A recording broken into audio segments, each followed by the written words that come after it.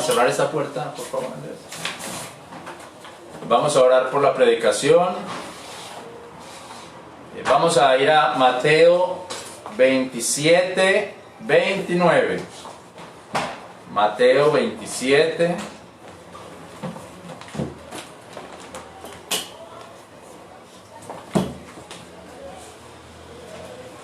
Mateo capítulo 27.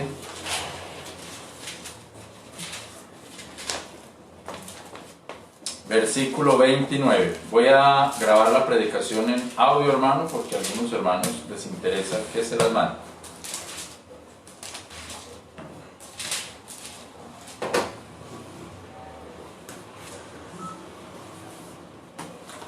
Mateo 27, 29 dice así: y pusieron sobre su cabeza una corona tejida de espinas y una caña en su mano derecha, e hincando la rodilla delante de él, burlaban de él diciendo: tengas gozo, Rey de los judíos. Vamos a orar. Padre nuestro, por favor, bendice esta predicación, Señor, que voy a dar. Padre nuestro, la pongo en tus manos y te suplico que me ayudes, por favor, a dar este mensaje de acuerdo a tu palabra, Dios de la gloria. Estoy en tu presencia, en tus manos, junto con mis hermanos acá, en mi casa, y también con los hermanos que están conectados. Gracias por este culto, y gracias por esta palabra, en el nombre de Jesús. Amén. Amén.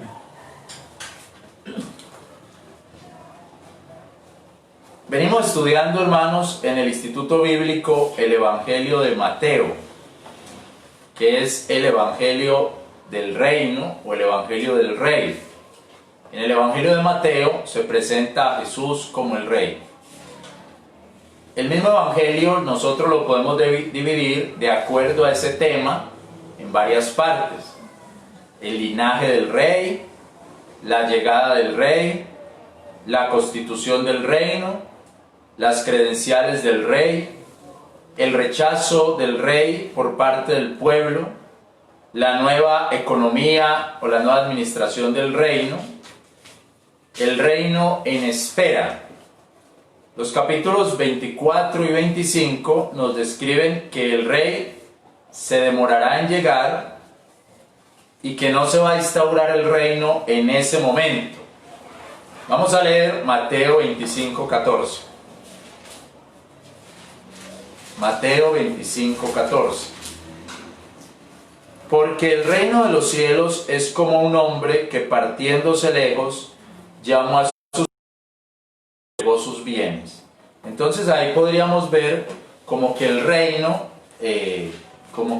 va a esperar, porque el rey se va a partir lejos y deja sus bienes a sus hombres, a sus siervos. Esto entonces anuncia que el reino se demorará en llegar, y lo podemos comparar con el versículo 31 cuando dice: cuando el Hijo del Hombre vendrá en su gloria y todos los santos ángeles con él, entonces se sentará sobre el trono de su gloria. Y ahí está mostrando entonces que el reino no fue instalado en ese momento, sino que el rey se va y el reino queda en espera, pero como dice el versículo 31, vendrá nuevamente cuando el Hijo del Hombre vendrá en su gloria y todos sus santos ángeles con él. Eso anuncia entonces que el reino se demorará en llegar, no se instaurará en ese momento en el que él estaba. El Señor Jesús anuncia entonces un reino futuro y le dice a los discípulos que estén preparados para ese regreso, así como se preparaban las vírgenes prudentes para esperar llegar al esposo, porque van a haber unas bodas, como hablamos la semana pasada en ese tema de el esposo y las bodas, aquí en la predicación. A pesar de esa esperanza del reino que viene, Jesús tendría que pasar por un doloroso proceso que implicaba el rechazo total del rey y del reino. Los suyos, o sea el pueblo de Israel, no le recibieron, como dice el Evangelio de Juan. A lo suyo vino y los suyos no le recibieron. Y el mundo gentil en ese momento también le despreció. Aunque algunos esperaban que Jesús llegara y se sentara sobre el trono de David y estableciera el reino, eso no se dio. Todo lo contrario, lo que tendría que pasar el Señor Jesús o el Rey era por un momento de humillación real y por el regicidio, o sea, por la muerte o el asesinato del Rey. Iba a haber un regicidio, iban a matar al Rey, que es el Señor Jesucristo. Comenzamos el seguimiento entonces de esta historia de la humillación del Rey, desde el momento en que Judas fue a buscar a aquellos que le iban a entregar. Notemos entonces el proceso del desprecio al Rey. En Mateo 26, 47, Mateo 26, 46 dice: levantaos, vamos, he aquí ha llegado el que me entrega. 47. Y hablando aún él, he aquí Judas, uno de los 12, vino, y con él una grande multitud con espadas y palos de parte de los príncipes de los sacerdotes y de los ancianos del pueblo. Y el que le entregaba les había dado señal diciendo: al que yo besare, aquel es, tenedle bien. Y luego que llegó a Jesús dijo: tengas gozo, maestro, y le besó. Notemos entonces el proceso del desprecio al Rey. Mateo 26, 47, que es el texto que acabé de leer, se nos habla de una grande multitud que llegó a capturar a Jesús, al Rey. Una multitud que llegaba con espadas y palos. Y entre ellos aquel que le entregaba, Judas. Judas, que le entrega con un beso. En Mateo 26, 49 dice: y luego que llegó a Jesús dijo: tengas gozo, maestro, y le besó. El Señor le dice: con un beso entregas al Hijo del Hombre. Eso lo podemos ver en Lucas 22. Lucas 22.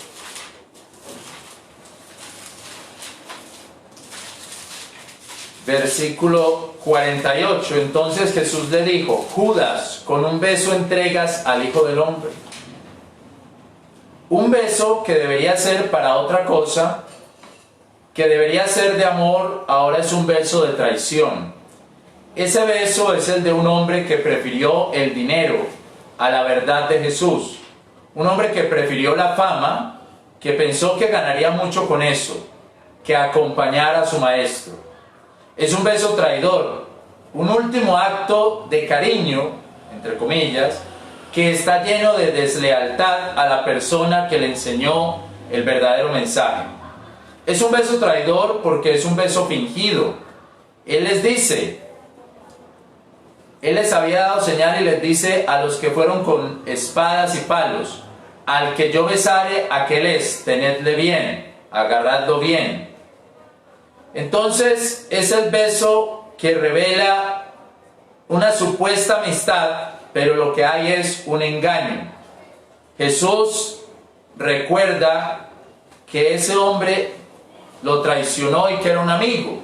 Por eso dice: y Jesús le dijo, en el versículo 50, amigo, ¿a qué vienes? Entonces recuerda al Señor Jesús que era un amigo el que le está traicionando. 41:9 dice: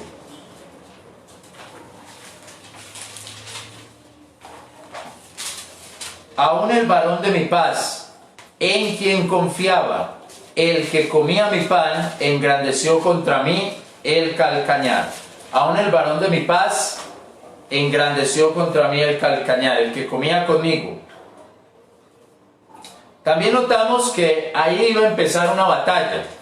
Llegaron muchos con espadas y palos, y los amigos de Jesús también estaban armados. Por lo menos había uno que estaba armado, que sacó la espada y le quitó la oreja a uno de los siervos del sacerdote. Versículo 51. Y he aquí uno de los que estaba con Jesús, extendiendo su mano, sacó la espada, e hiriendo a un siervo del sumo sacerdote, le quitó una oreja. Entonces Jesús le dice: vuelve tu espada a su lugar, porque todos los que tomaren espada, a espada perecerán. Entonces ahí vemos, hermanos, que iba a haber una guerra. Estoy en Mateo 27. 26. Podía haber una guerra porque la compañía de Jesús también estaba armado, también tenían armas. Al fin y al cabo eran un grupo de personas, campesinos, pescadores y personas que andaban con su espada. No había nada raro, era casi como una escolta que tenía el Señor Jesucristo, por decirlo así. Pero el Señor Jesucristo en ese momento no estaba para una pelea acá política, o para una pelea con escoltas y esas cosas, para empezar a dar espada con los demás. El Señor no permite esa guerra. Es más, Él le dice, el versículo 53, ¿o pensáis que no puedo ahora orar a mi Padre, y que Él me daría más de 12 legiones de ángeles? Él le dice, no, pues yo podría llamar a los ángeles ya para que me apoyaran. Tenía que seguir el camino de la humillación como rey. Ese camino de la humillación como rey tenía que darse. Esa multitud entonces, que fueron por él con espadas y palos, lo llevan a Caifás, el sumo sacerdote, y a los escribas y fariseos. Y la humillación del rey debe continuar. Allí lo que vemos es que este sumo sacerdote está interesado en saber si Jesús es el Cristo o el enviado, el Hijo de Dios. El Cristo es el ungido. Por eso el sumo sacerdote está muy interesado en eso cuando ellos lo llevan, y en el versículo 63 dice, mas Jesús callaba, y respondiendo el sumo sacerdote le dijo, te conjuro por el Dios viviente que nos digas si eres tú el Cristo, el Hijo de Dios. Jesús le dice, tú lo has dicho, y aún os digo que de aquí a poco habéis de ver al Hijo del Hombre asentado a la diestra del poder de Dios y viniendo sobre las nubes del cielo. Así que el sumo sacerdote Caifás, los escribas y fariseos estaban interesados en saber si Jesús era el Cristo, o sea, el ungido, el Hijo de Dios. Ellos necesitaban saber eso porque lo estaban esperando. Nosotros sabemos que ellos tenían esa profecía por Juan capítulo 1, versículo 41. Juan 1:41 dice así: hablando de Andrés, halló primero a su hermano Simón y le dijo, hemos hallado al Mesías, que interpretado es el Cristo. O sea que ellos sí conocían allí en Israel la profecía, y que tendría que venir un Mesías, o que tendría que venir un Cristo, el ungido. Casi que el sumo sacerdote le está preguntando, dinos, ¿tú eres el Mesías profetizado en Daniel, en la profecía de Daniel capítulo 9? Vamos a Daniel capítulo 9. Daniel capítulo 9, versículo 20. Daniel capítulo 9, versículo 27. Que dice así, versículo 25.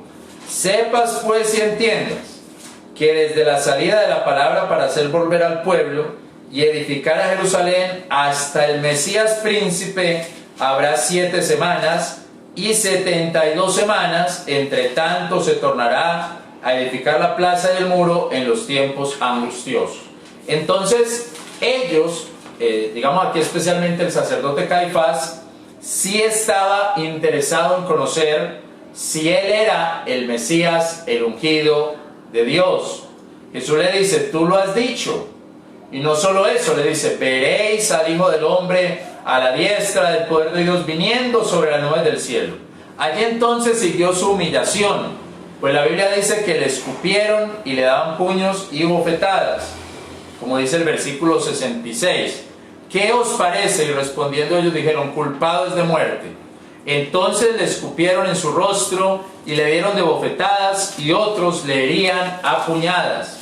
Entonces podríamos decir que esta es ya la humillación de su propio pueblo, porque eran también los judíos, el pueblo de Israel, que ya lo estaban escupiendo y le estaban dando bofetadas y dando puños. Después sigue la humillación de los gentiles, porque la humillación del rey tenía que continuar. Y esa humillación de los gentiles la vemos ya en el capítulo 27 cuando dice: y venida la mañana, el versículo 1, entraron en consejo todos los príncipes de los sacerdotes y los ancianos del pueblo contra Jesús para entregarle a muerte. Y le llevaron atado y le entregaron a Poncio Pilato, presidente.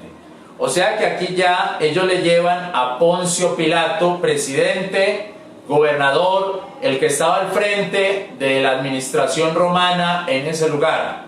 Entonces ya lo llevan, digamos, de los judíos, lo pasan a los gentiles. Se lo llevan al representante del imperio, Poncio Pilato. Y aquí la preocupación de Pilato ya no es si Jesús es el Mesías de Daniel capítulo 9, porque Pilato a lo mejor no entiende de eso ni le importa mucho eso. La preocupación de Pilato es otra. Pilato no le pregunta si tú eres el Mesías, tú eres el ungido, no. Pilato le pregunta y le preocupa si él es el rey de los judíos. O sea que la preocupación de Pilato es una preocupación política. La preocupación de Caifás era una preocupación religiosa. La de Pilato es política. Capítulo 27, versículo 11, dice ahí: y Jesús estuvo delante del presidente, y el presidente le preguntó, Pilato, diciendo: ¿eres tú el rey de los judíos? Y Jesús le responde más o menos como le había respondido a Caifás: tú lo dices, tú lo dices. ¿Eres tú el rey de los judíos? Tú lo dices. Ahora bien, Pilato era un hombre temeroso, pero no digamos temeroso de Dios. Era un hombre supersticioso, que su esposa le había dicho: no le hagas nada porque tuve muchos sueños con él. Así que Pilato no sabe qué hacer con el Señor Jesucristo y se lava las manos, dice el versículo 24. Y viendo Pilato que nada aprovechaba, antes se hacía más alboroto, tomando agua lavó sus manos delante del pueblo, diciendo: inocente yo soy de la sangre de este justo, vedlo vosotros. Ahí podríamos decir, ya los gentiles no tienen que ver, sino que son los judíos, vedlo vosotros. Pero Pilato entonces, aunque no lo humilló, aunque no lo denostó, se lo entregó a sus soldados, que ellos sí lo hicieron. Y pienso, hermanos, yo que aquí está el culmen, el punto más alto de la humillación del Rey Jesús, del Rey Cristo Jesús. Los soldados se lo llevan al pretorio, al lugar del juicio romano, al palacio donde habitaba y juzgaba el rey, el pretor romano. Ahí entonces pienso, hermanos, que está la más grande humillación que recibe Jesús como rey. Vemos entonces una coronación humillante, y el punto más alto es esta coronación que se hace como una burla del rey, la burla del rey coronado, la burla del rey en su trono, la burla de que él se sentaba en el trono de David. Recordemos que él dijo que se sentaría en el trono. Mateo 19, 28.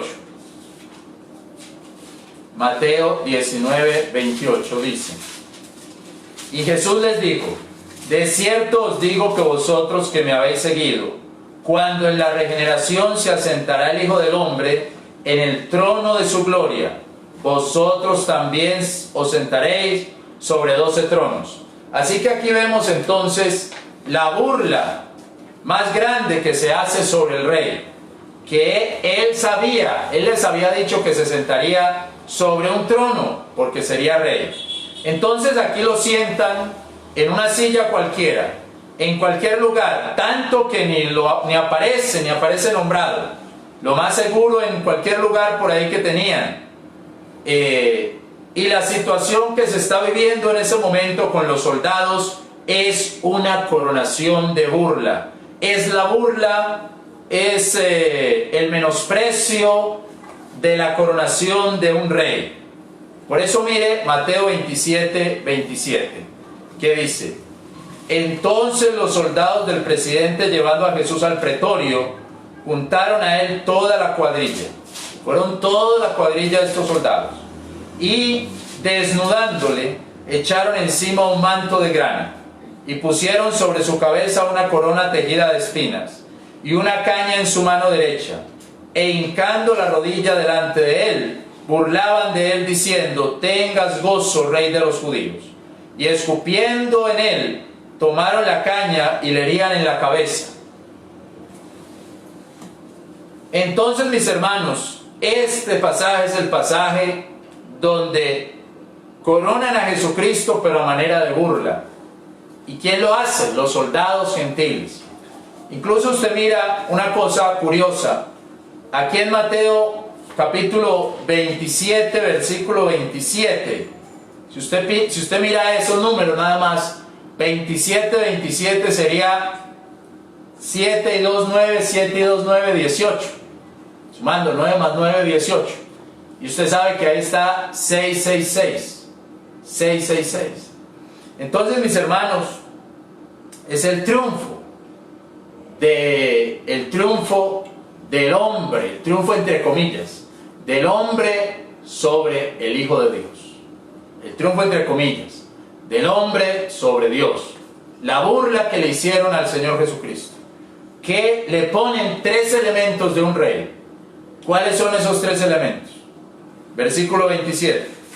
Entonces los soldados del presidente llevaron a Jesús al pretorio, juntaron a él toda la cuadrilla y desnudándole echaron encima un manto de grana. Primer elemento, un manto de grana. Este manto de grana es como dice Marcos 15, 17, un manto color púrpura. Marcos 15, 17 dice así: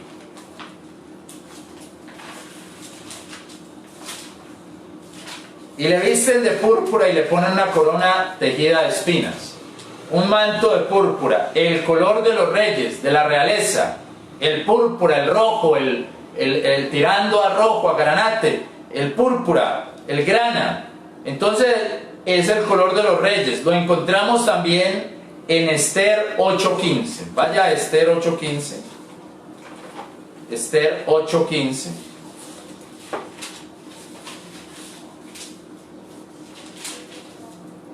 Que dice: y salió Mardoqueo de delante del rey con vestido real de cardeno y blanco, y una gran corona de oro, y un manto de lino y púrpura, y la ciudad de Susán se alegró y regocijó. Aquí está Mardoqueo, el pariente de Esther, quien cuidó a Esther, y a quien el rey Asuero lo puso sobre mucha gente en el reino, vestido de púrpura.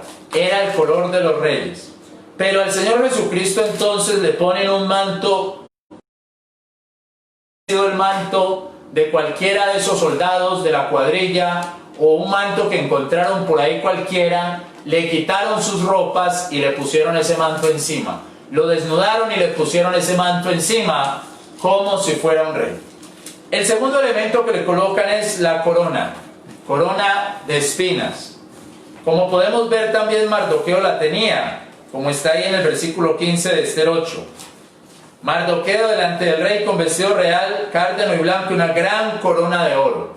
Pero al Señor Jesucristo no le pone una corona de oro los soldados gentiles, romanos, que lo están humillando y que se están burlando de él. No, al Señor Jesucristo le ponen una corona de espina. La corona representa la superioridad del rey sobre los demás. Representa que es el primero, que está por encima de los otros. Pero aquí le ponen no una corona de oro para mostrar que él es el primero y que está por encima de los otros, sino que le ponen prácticamente lo contrario.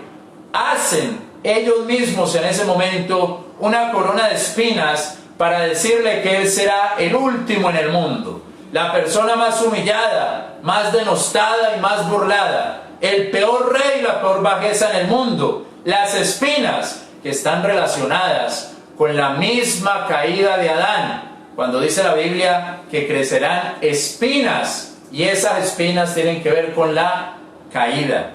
Y esa es la corona que le ponen al Señor Jesucristo, como si fuera la corona de un caído, la peor corona que alguna vez en el mundo se haya podido poner sobre alguien. No eran laureles, no era plata, no era oro, era espinas, que son símbolo de la caída del hombre. Y número 3, le ponen una caña en su mano derecha. La vara es símbolo del juicio. Es símbolo de alguien que puede juzgar, es símbolo de un rey, de la realeza.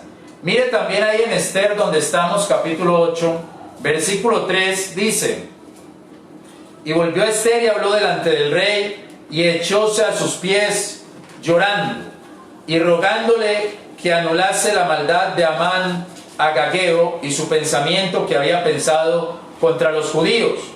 Y extendió el rey, y Esther se levantó y se puso en pie delante del rey. El rey le extiende la vara de oro diciéndole: ok, yo soy el rey y puedo hacer ese juicio. Esa vara, esa vara de oro, esa vara era importante porque con esa vara se podía juzgar, se podía tener un juicio sobre ellos. Y aquí esa vara entonces se la extiende al rey, a Esther, a la reina, para empezar a juzgar a este hombre Amán agageo. Entonces, mis hermanos, al Señor Jesucristo no le dan una vara de oro, le consiguen por ahí cualquier palo que encuentren, cualquier vara que encontraron, se lo consiguieron y le ponen ese palo y le dan ese palo. Cualquier palo que encuentran por ahí, una vara que encuentran, hacen una corona de espinas, le ponen el manto de cualquier soldado que había por ahí, el manto rojo de cualquier soldado que había por ahí, los soldados, y entonces, hermanos, se empiezan a burlar del rey. El rey que venía y el rey que rechazó el pueblo judío también recibe las burlas del pueblo gentil. Dice ahí el versículo, Mateo, volvamos a Mateo. Dice ahí el versículo 27. Entonces los soldados del presidente, llevando a Jesús al pretorio, juntaron a él toda la cuadrilla y desnudándole, le desnudaron, echáronle encima un manto de grana y pusieron sobre su cabeza una corona tejida de espinas y una caña en su mano derecha, e hincando la rodilla, y por eso decimos, hermanos, que estaba sentado, porque era como si lo hubieran puesto en un trono y ellos ahí se le arrodillaban, esos soldados, e hincando la rodilla delante de él, se burlaban de él. Y por eso decimos que esta es la coronación burlesca, burlona, del Rey de Reyes y Señor de Señores que están haciendo los soldados romanos, los soldados de Pilato. Se burlaban de él y le decían: tengas gozo, Rey de los judíos. Y así fue como titulé, hermano, el mensaje: tengas gozo, Rey de los judíos. Eran las palabras que se daban a un rey: salve, Rey de los judíos. En inglés dice, Hail, Hail, King of the Jews. Hail, Rey de los judíos. Tengas gozo. Ese hail, ese salve significa esté muy bien, Rey de los judíos. Y en ese momento era una burla para el rey, una burla total, una burla que los reyes de este mundo no soportaban. Algún presidente de Colombia, algún presidente que invitó una vez a una conferencia, a una comida en su casa, a un grupo de personas, y allí había un personaje que no le dijo su excelencia, sino que le dijo ciudadano presidente, y ese presidente se enojó tanto, que casi le pega a esa persona porque no le dijo su excelencia, sino que le dijo ciudadano presidente, porque quería que tener ese saludo. Pero aquí ellos tienen al Rey de Reyes, los soldados romanos, al Rey de Reyes y Señor de Señores, y está ahí y le dicen: salve, tengas gozo, Rey de los judíos. Es una burla total la que están cometiendo acá contra el Rey de Reyes y Señor de Señores. Y después le escupen a él, toman la caña, y con esa caña que le habían dado, con ese palo, le empiezan a golpear en la cabeza donde tenía la corona de espinas que ellos mismos le habían construido. Es la burla más grande y el momento más grande de burla y de escarnio sobre el Rey de Reyes que había venido a poner el reino, que Jerusalén no lo aceptó, que Jerusalén no lo quiso, que los judíos no lo quisieron, que los príncipes no lo quisieron, que los religiosos no lo quisieron, que los políticos no lo quisieron y que el pueblo no lo quiso. El momento más grande de burla es aquí donde están ellos burlándose del Rey de Reyes y Señor de Señores, diciéndole, tengas gozo. Y después lo escupen y con la vara misma que le han puesto, con ese cetro, le pegan en la cabeza. Usted y yo, hermano, hemos escuchado historias de soldados que fueron torturados, que torturaron a las personas que tenían a su cargo. Soldados que torturaban a los que tenían ahí a su cargo. Hemos escuchado historias de guerrilleros que torturaban a los soldados que tenían ahí como rehenes o como secuestrados. Hemos escuchado historias, hermano, de gente, de hombres que encierran a una mujer salir de la casa y la tienen loca, la enloquecen y la están prácticamente torturando. Hemos escuchado historias de padres que encierran a sus hijos y no los dejan ir a ningún lado, sino donde ellos digan, porque prácticamente los están torturando. El problema, hermano, no es que sean guerrilleros o soldados o hombres o mujeres. No, yo creo que el problema es que hay gente que siente placer viendo torturar al otro. Que hay gente que siente placer impartiendo a los demás. Siente placer ejerciendo castigo sobre las otras personas. Hay hombres que golpean a sus mujeres y sienten placer. Hay profesores que sienten placer cuando le ponen malas notas a sus estudiantes. Hay padres que se les nota el placer, el gozo cuando castigan a sus hijos. Me tocó ver un padre, hermanos, castigando a su hija como de 8 años. Castigándola, no golpeándola, pero dándole un castigo verbal. Y haciendo que la hija dijera unas palabras a otra persona, a mí. Y el padre, mientras le decía eso y la niña estaba llorando, yo miraba la cara de ese padre estaba casi que riéndose, porque sentía como un gozo, como un placer, mientras su hija sentía dolor.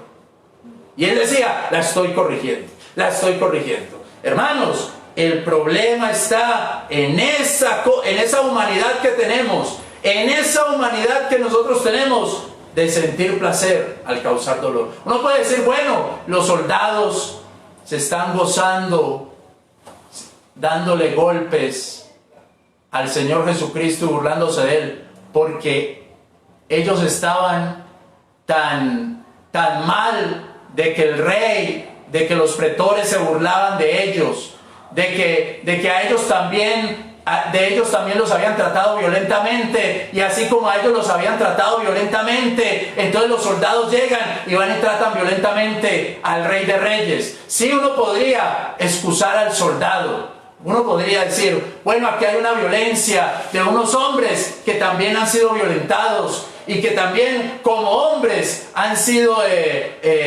tratados muy mal, y por eso entonces van y tratan mal al otro. Sí, uno podría excusar al soldado de ahí, hermanos, pero aquí el problema no es ese, el problema es el ser humano, el problema es el hombre. Y cogen estos soldados y en lugar de llevarlo para donde lo tenían que llevar, se van para el pretorio, lo ponen en un lugar, llaman a los demás de la cuadrilla y se empiezan a burlar del Señor Jesucristo.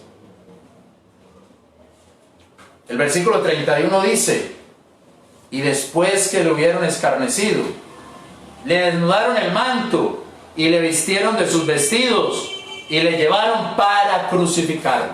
O sea que ya le quitaron las cosas que le habían puesto de rey.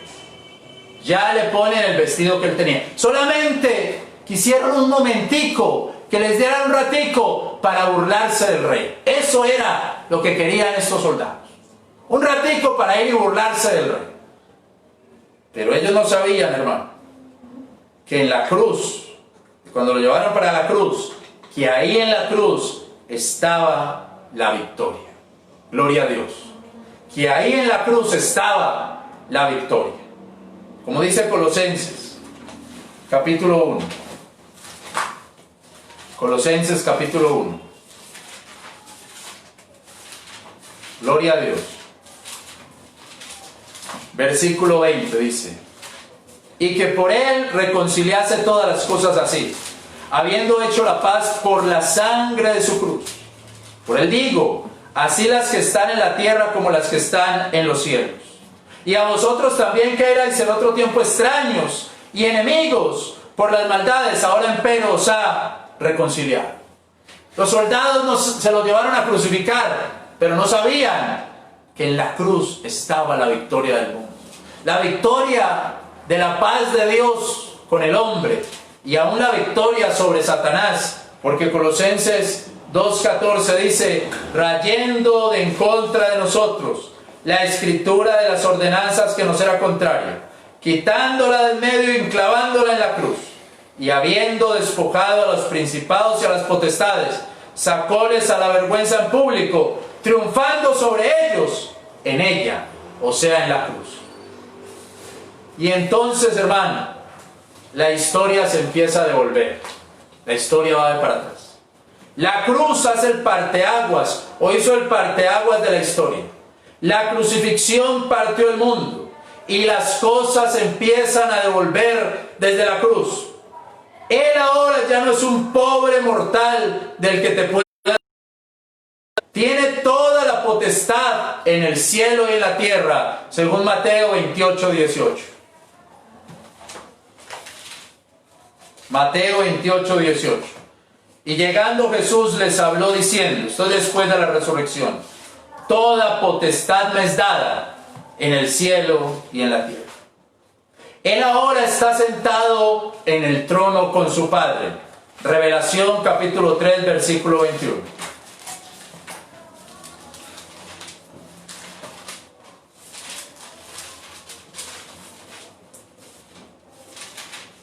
Revelación 3:21. Al que venciere yo le daré que se asiente conmigo en mi trono, así como yo también vencí y me asenté con mi Padre en su trono. Él venció. A pesar de todo lo que lo burlaron, la cruz fue la victoria. Él, entonces, mis hermanos, ya no es alguien de que te puedas burlar. Entonces, mi querido amigo, Él ya no es alguien de que te puedas burlar. Él tiene toda potestad en el cielo y en la tierra. Él ahora está sentado en el trono con su Padre. Él volverá con un vestido majestuoso, listo para juzgar, como dice Revelación capítulo 19.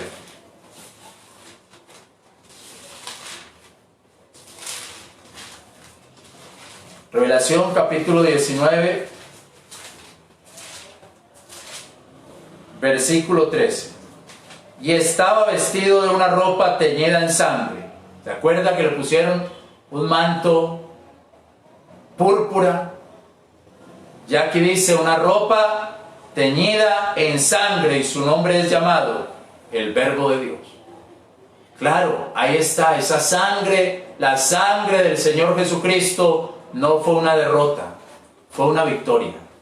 Y Él volverá con esa ropa teñida en sangre a recordar a aquellos que lo mataron, a aquellos que se burlan de Él, a aquellos que no lo tienen como su rey. Su corona, según dice ahí, ya no será una corona de espinas, estará lleno de diademas. Dice ahí Revelación capítulo 19, el versículo 11. Vi el cielo abierto, y aquí un caballo blanco, el que estaba sentado sobre él era llamado Fiel y Verdadero, en justicia juzga y guerrea, y sus ojos como llama de fuego, y había en su cabeza muchas diademas. Ya no una corona de espinas, muchas diademas. Y no tiene ya una vara por ahí que cogieron de cualquier parte, una vara que cogieron y que le pegaban con esa vara en su cabeza. No, ya no tiene cualquier vara. Versículo 15. Y de su boca sale una espada aguda para herir con ella a las naciones, y Él las regirá con vara de hierro. Con vara de hierro. Sus ejércitos No tendrán que guardar la espada. Como él le dijo a este hombre, a este siervo suyo, no saque la espada. El que espada hiere, a espada morirá. Sus ejércitos ahora no tendrán que guardar la espada, porque sus ejércitos vendrán para juzgar al mundo infiel. Versículo 14. Y los ejércitos que están en los cielos le seguían, en caballos blancos vestidos de lino fino, blanco y limpio, y de su espada y de su boca sale una espada aguda para herir con ella a las naciones. Usted me dirá, bueno hermano, yo no soy como los soldados romanos. Yo no me deleito provocándole dolor a Dios. Yo no me deleito sintiendo que soy más que Jesucristo, como esos soldados. Pero cuando usted y yo confiamos en nuestra propia justicia, cuando usted y yo confiamos en nuestras propias actitudes como muy buenas, es como si le estuviéramos poniendo a Jesús la capa del soldado. Cuando usted y yo confiamos en que somos muy buenos jueces, en que tenemos el mejor criterio frente a todo, en que lo que opinamos es la verdad y nada más, es como si le pusiéramos al Señor esa varita que encontramos por ahí en cualquier parte y nuestro juicio fuera mejor que el juicio de Él. Cuando usted y yo nos ponemos por encima de todo el mundo, nos vemos superiores a todos los demás, pensamos que somos el mejor pastor, que yo soy el mejor pastor y que nadie tiene mejor palabra que la que yo doy, estamos poniendo la corona y le estamos poniendo al Señor Jesús la corona de espinas. Cuando nos defendemos con nuestros propios argumentos y no miramos el argumento de Dios y no miramos la palabra de Dios, cuando peleamos con nuestros propios argumentos y vemos que los demás nos alaban porque somos muy intelectuales y porque sabemos mucho y porque tenemos unos argumentos que nos defienden, es como si saliéramos a capturar al Señor con palos y espadas. Nuestras peleas son más carnales que espirituales, y entonces tomamos la actitud de Pedro, que cortó la oreja de ese hombre.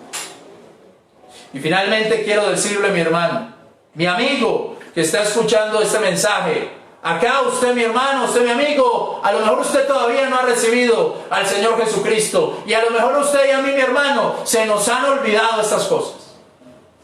Quiero decir esto, mi hermano y mi amigo. El beso de Judas fue un beso traidor. El beso que se unió a la mayoría, a lo que la mayoría creía. El beso que se vendió a las riquezas. El beso que no pensó en todo lo que su maestro le enseñó, sino que se preparó para darle un golpe por la espalda. Tengamos cuidado, mi hermano. Tenga cuidado, mi amigo. Si lo que diga la mayoría nos está llevando a alejarnos de Dios. Tengamos cuidado si estamos mirando más las 30 piezas de plata. Si estamos mirando más lo que este mundo nos ofrece. Puede el mundo entero agolparse contra Dios, pero nosotros no podemos seguir lo que hace el mundo, porque si no le estamos dando el beso de... Mire lo que dice el Salmo capítulo 2. Salmo capítulo 2. Tenga cuidado, mi hermano, con el beso de Judas. Salmo capítulo 2. ¿Por qué se amotinan las gentes y los pueblos piensan vanidad? Estarán los reyes de la tierra y los príncipes consultarán en uno contra Jehová y contra su ungido, diciendo: rompamos sus coyundas, echemos de nosotros sus cuerdas. ¿Qué es lo que busca muchas veces el mundo? Olvidarse que hay un Dios.